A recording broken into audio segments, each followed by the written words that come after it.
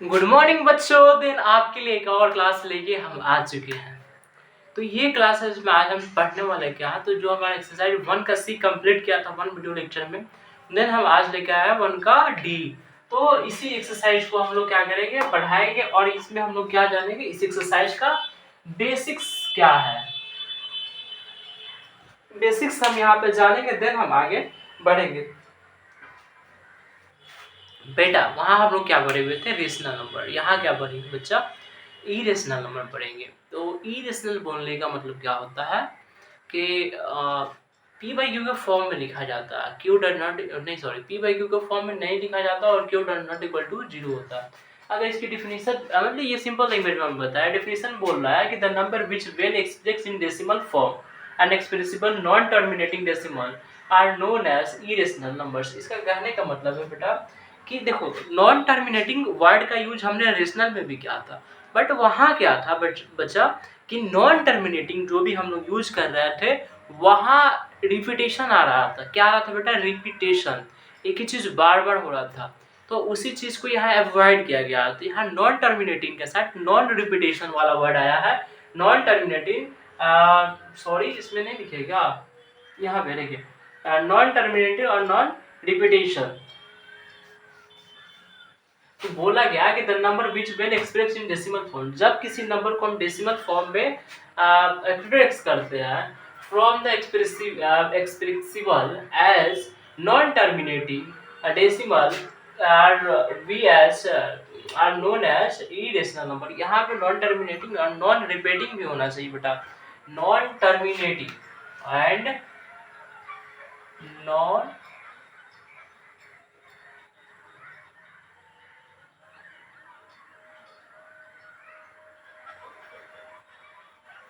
Non terminating and non repeating decimals are known as irrational numbers.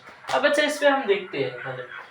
सबसे first of all ये आप ध्यान रखो ना कि अगर नॉन इरेशनल की बात की जाए तो कितना है बेटा, 4 है। 4 अगर आपको दिखे कहीं भी तो उसको क्या बोल देंगे हम लोग, इरेशनल नंबर। जिसमें पहला टाइप है, 4 टाइप्स है, जिसमें पहला टाइप क्या बोलता है बच्चा कि अगर एवरी नॉन टर्मिनेटिंग, जितना भी नॉन टर्मिनेटिंग डेसिमल है, और नॉन टर्मिनेटिंग का साथ बेटा क्या होता है, नॉन रिपीटिंग, यानी रिपीट भी नहीं करना चाहिए। अगर रिपीट कर दिया तो वो तो इरेशनल होगा ही, वो रेशनल हो जाएगा। तो non repeating decimal are irrational. अब देखो इसमें क्या हो रहा है, जो हमारे पास एग्जांपल दिया हुआ है बेटा, देखो 0.10 एक टाइम्स में, फिर क्या किया 1 के बाद 2 जीरो, क्या 1 जीरो फिर से रिपीट किया गया, नहीं किया।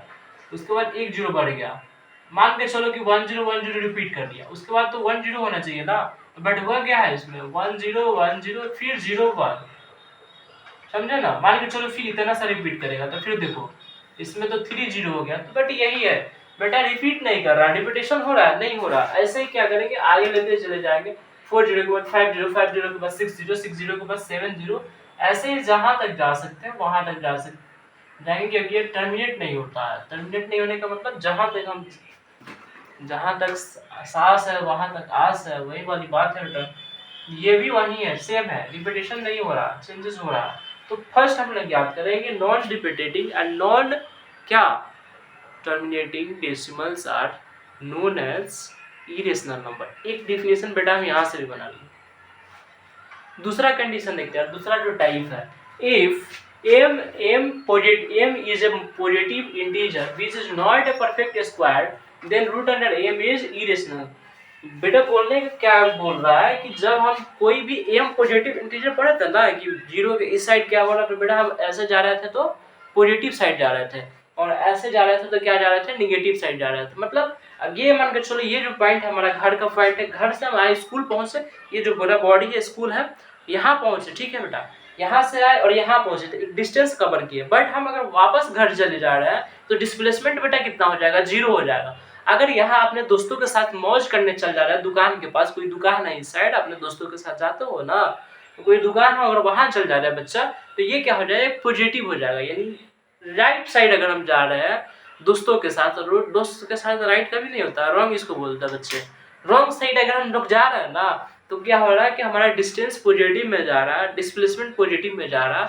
अगर हम यही लेफ्ट साइड जा रहे हैं तो क्या हो रहा है बच्चा कि हमारा जो डिस्प्लेसमेंट है वो 0 हो जा रहा है, निगेटिव साइड है, घटते जा रहा है ना यहाँ से। पहले मान के चलो 2 फीट का हाथ है मेरा, तो क्या होगा कि 2 फीट में अगर चलते हुए जा रहे हैं तो कुछ तो कम होता है ना, इस पॉइंट से ना मेजरमेंट लिए है।